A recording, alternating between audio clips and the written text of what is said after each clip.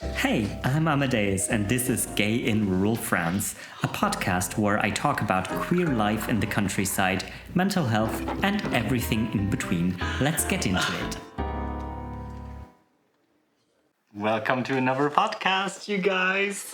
And this time around, it's oh my god, the whole village knows I'm gay. In a sort of way, you know, there's a funny moment when you realize the whole village knows you're gay and you didn't even tell anyone. So I want to talk about my experience, and I also want to give you some numbers later on about queerness and rural France and being gay in rural France and how people identify. I also want to talk about my very own story, how I perceived this whole coming out, which is like almost like a second coming out, I have to say. And actually, I'm totally fine with that. So, there's this question of being afraid in this kind of village context. And I know some of you might relate if you live in a very rural area that you might be withholding a bit because the community is different. It's more tight-knit. You have, I think I already talked about that in another video, you have a bit more people leaning towards the right or being more conservative, not as open to other concepts of living. And although I think they've experienced other concepts of living, and sometimes it might surprise you actually what the people in rural areas have experienced. And I'm starting to think like the word rural is so hard. It always sounds like rural. I'm sorry, just a side note. How does past hate shape how I feel now? That's a different, that's a very interesting question actually, because I've been thinking about it while I was preparing this podcast, and I was asking myself all these kinds of questions, and I think it does. But then again, my hate experience, very personally, has been in school and especially in high school and in elementary school. It was the worst, and until I switched over to ballet, and it got really a lot better. But until then, I was a victim of very heavy mobbing. So that's why I think also the 13 Reasons Why that absolutely like resonated within me, and I felt like, gosh, yeah, that was my life in high school. It was just like horrible. It was like horrible people just making horrible things to you, you know, mentally mostly. But that has already been like, you know, it was a different kind of world in the 90s, obviously. And I don't even want to talk about like the time before. I know that some people have experienced horrible things and horrible coming outs, and I have been out since I was 15. I was kind of unwillingly outed by my dad, who at one point I had my very first boyfriend, and he was coming to visit quite a lot and staying over for weekends and stuff. And then my dad at one moment just bluntly asks, I think I was asking about like him staying there, if he could stay the night. My dad said just like, "Oh, are you in love with him or what?" And I said like, "Yeah, maybe I am." And that was my outing. And then my mom reacted with a lot of tears, and she was very dramatic about it. I mean, we're over that now. You know, it's all fine. We've talked about it, and I think she has grown to not only accept but also love this part of me. I hope, at least. If she hasn't, she's really good at pretending. But my parents have always been very supportive. I think just this initial step has been really hard on them, which I think just the context of them coming from Poland and being part of a different society. And I was raised that queer people were normal, and my mom never made fun, and my dad maybe sometimes, but usually my parents were very respectful of LGBTQIA people, and I never experienced hatred towards our community. But at the same time, I think the deal breaker was that their son is suddenly homosexual. So yeah, you know, but I I didn't want to hide at one point as well. I just felt like I needed to be honest, and I needed to this honesty for myself also, and I explored my sexuality at a very early age, and I had already had like my first kiss, I think, when I was 13 with another guy and everything, you know. So I've experienced all of this very early on. So there isn't this fear of coming out, and also coming here, I never had a fear of coming out because it's like people just have to accept me for what I am, and if they don't, it's their problem. And it's I can't make everybody's like feelings be the priority over my own life, you know, especially when it comes to something so personal like my sexuality, which shouldn't like matter to people who I don't know.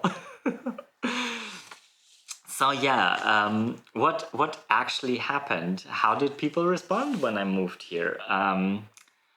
I think in the beginning they knew because I was moving with my ex-husband, or I wasn't really moving, but I bought the house with my ex-husband. So people knew that we were gay, and I think people were kind of like, yeah, accepting of it because we weren't friends. We were just coming in. Probably we were just gonna be like someone who uses it as a vacation home, just like we planned in the very beginning.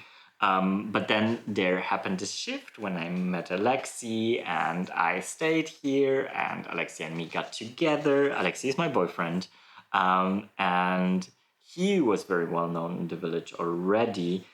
So we were going on walks with the dogs and everything, and you know, sometimes holding hands, and then and then there was the double coming out story in the end because somebody saw us kissing on the street.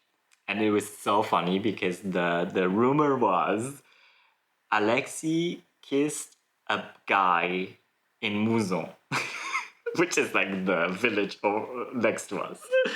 And it was just like all the people in the bar spoke about it, and it wasn't like a huge thing, but it was like a bit like what's happening, because Alexei had moved with his best friend, and at that time they didn't even clarify it. You know, they didn't want to be like, you know, why should we explain anything? You know, his best friend is queer as well, so so everybody just assumed they were a couple, and everybody was just like, oh, but what is Justine gonna do? What is it about her, and how is she gonna deal with this, and what's happening? And I mean, I think some had even wild theories about the ménage à trois and all these things, but I think we cleared that gossip quite quickly, and I think it played out very well for us, because in the end, like, I think Alexei mentioned it in the bar. We still had a bar at that point, and the owner of the bar, Aline, was a very friendly woman who has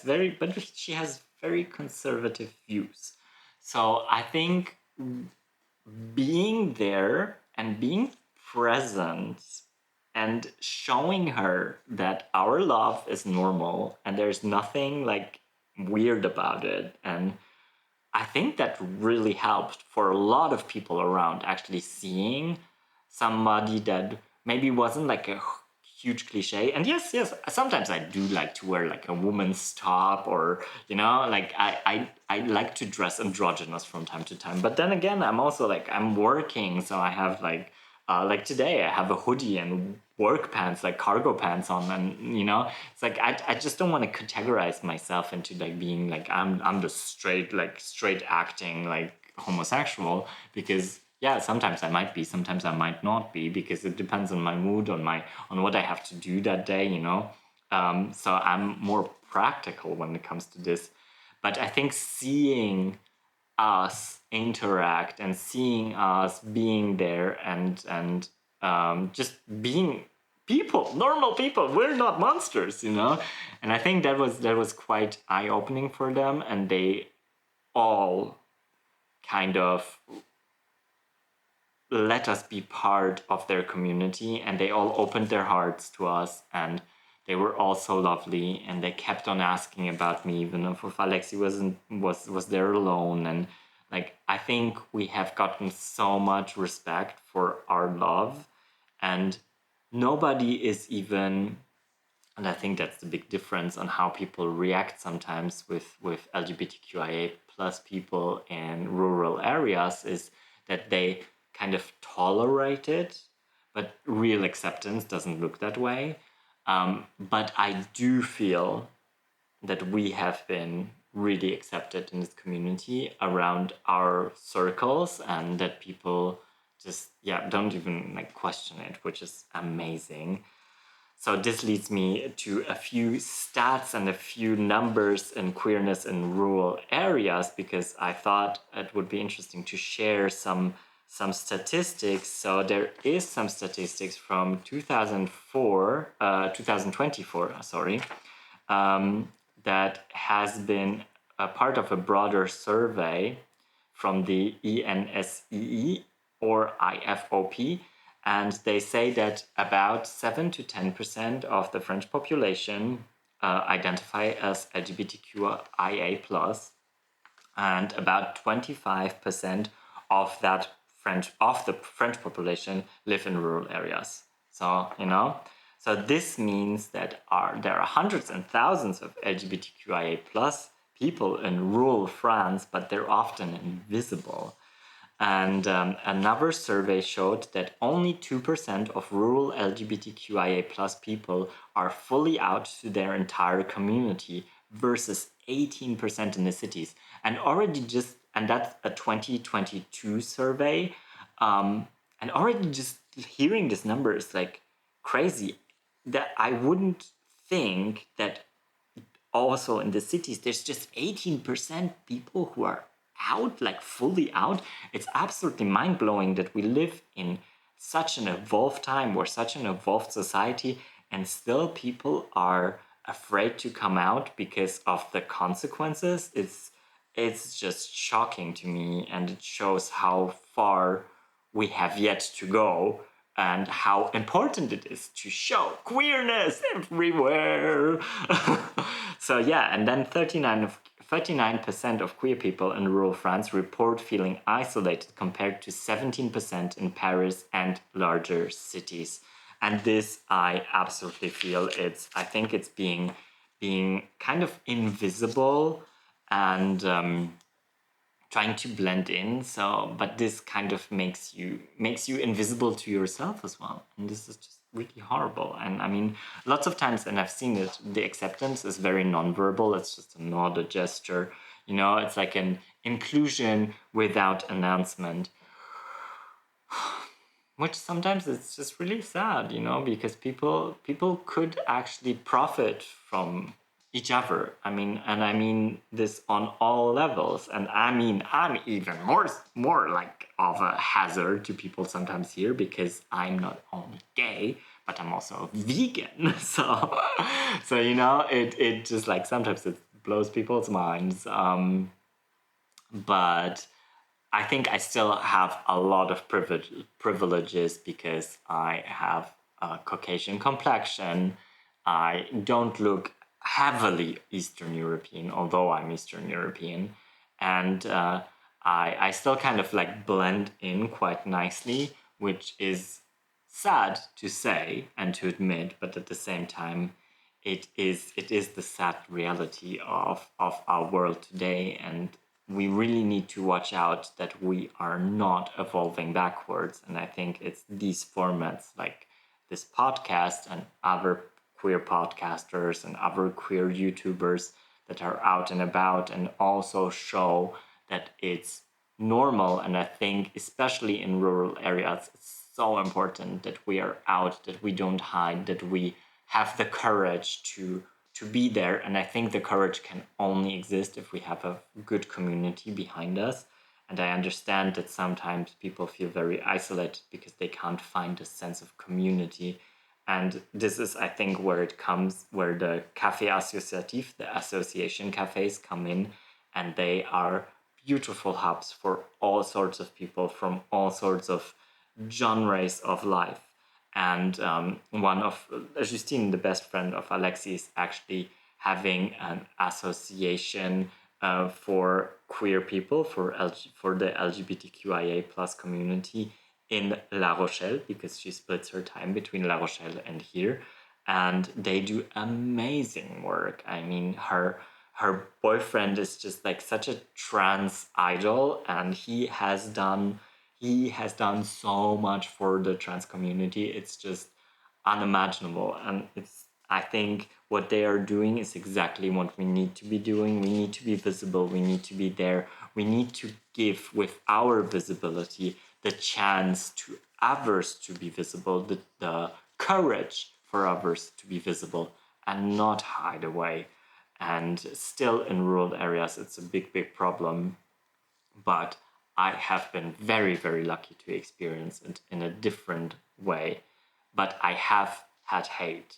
I have had hate in big cities, especially. I know that in Frankfurt with my ex-husband, at one point we were strolling around after going to a club at night, and we were going back home. We were in downtown area of Frankfurt, and then a car just stopped next to us and was like, "Oh, release your hands, you faggots," and things like this. Like, really, I don't even want to get into all those horrible words that these people used. But yeah, they were really horrible, and they were driving slowly alongside of us. And then at one point, like, my husband was like, you know, what's your problem and all of this, and I just got worried. I was just like, just let be. Let's just like go home. Let's just speed up, and go home, because it's not worth it. It's not worth it to speak with people that carry so much hate inside them.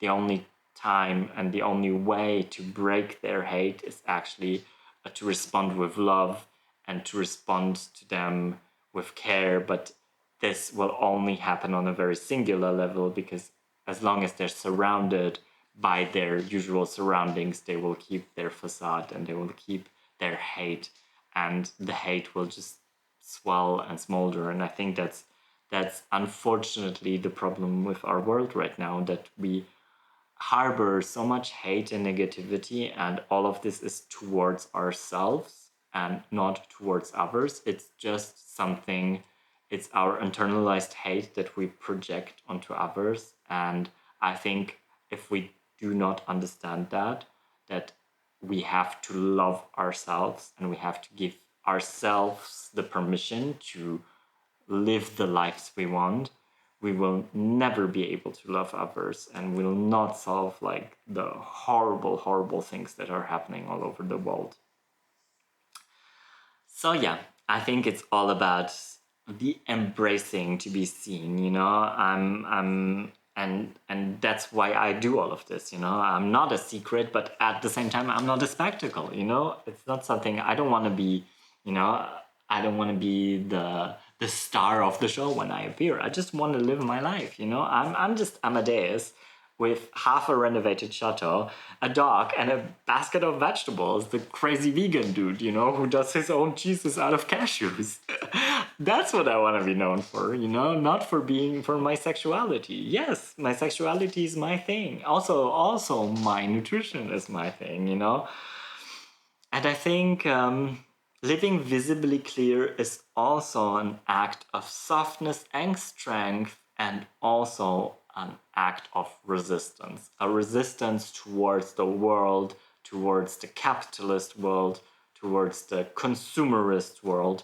And I think it's really important to embrace that, and not to apply to heteronormative rules. And I think, like, especially cis gay men fall into that trap of like replicating heteronormative lives with heteronormative lifestyles. And it's all okay, it's like, I'm not hating on anyone.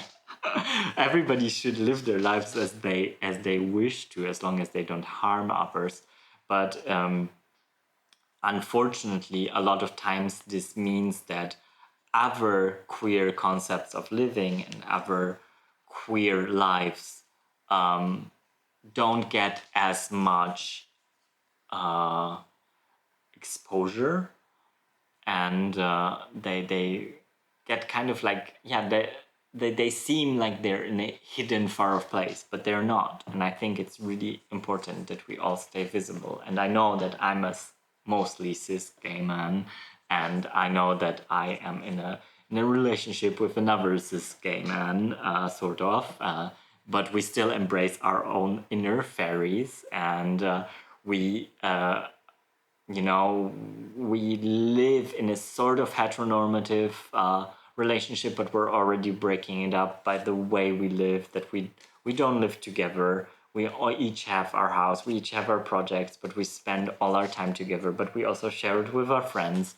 We have soft interaction. We do check-ins almost daily about our feelings, which I find absolutely so important. So yeah, it's being about being there. And yes, the village knows I'm gay, and I am so fine with it.